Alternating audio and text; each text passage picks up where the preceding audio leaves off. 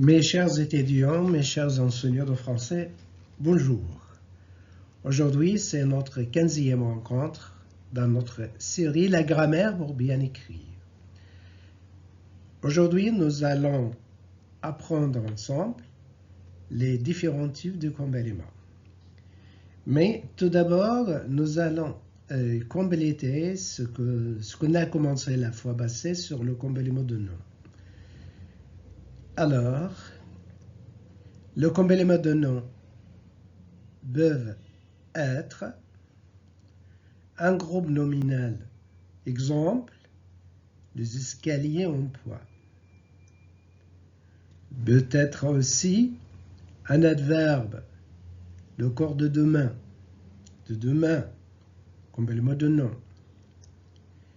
Une proposition subordonnée complétive qui complète le sens de la phrase, que complète la phrase et que complète le sens de la phrase. Exemple, nous étions tétanisés par la peur de la prof de chimie. Alors, par la peur de la prof de chimie complète le sens de la phrase. Tétanisés, nous étions tétanisés. Par quoi? Par la peur de prof de chimie. Par la peur de la prof de chimie, complément de nom.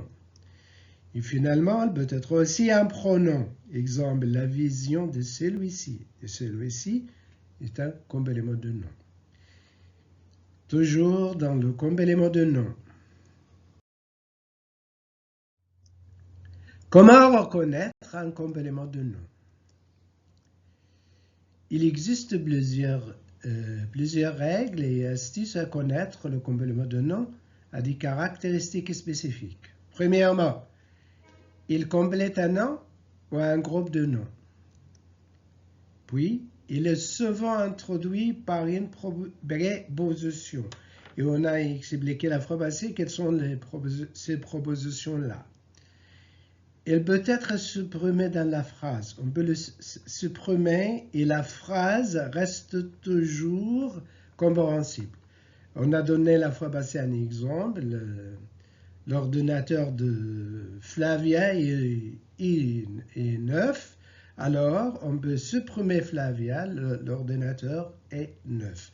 Alors, il peut être supprimé dans la phrase. Pour bien repérer le complément dans une phrase, tout d'abord, vous devrez identifier le nom principal. Alors, la première étape, la première chose qu'on doit faire, d'identifier le nom principal de la phrase. Ensuite, poser une question permettant de préciser le nom. Il est comment ce nom-là, de donner un détail, une description qui donne la qualification de ce nom-là. La réponse à cette question est le complément du nom.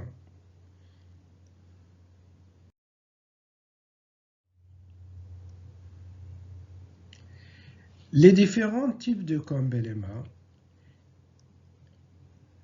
ce nouveau-là, il existe différents types de compléments qu'il ne faut pas confondre. Il ne faut pas confondre entre ce type de complément.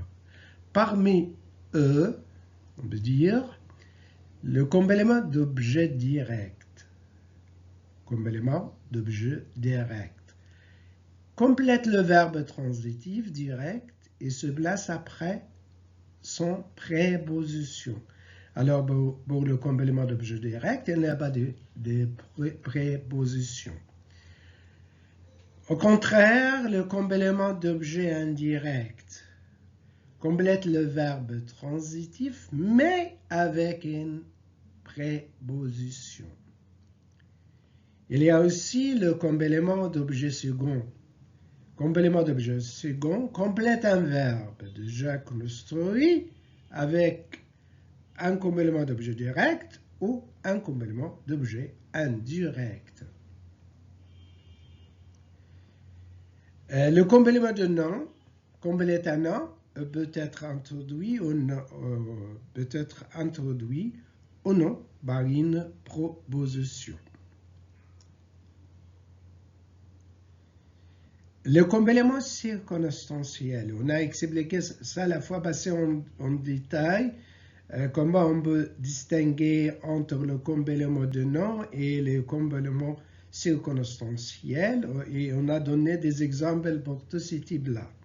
Le complément circonstanciel complète un verbe et apporte du contexte à l'action.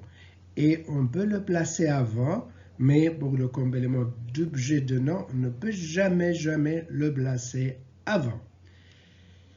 Et comme cela, on a fini notre rencontre aujourd'hui. Tout d'abord, on a complété ce qu'on a déjà commencé à la fois passée sur le complément de nom. Et on a donné un petit aperçu sur les différents types de compléments. Inch'Allah, on peut expliquer ces différences-là un peu en détail les fois prochaines. À la fin, je vous remercie de votre patience et votre attention et à la prochaine. Suivez-moi. El Adel Mahdi.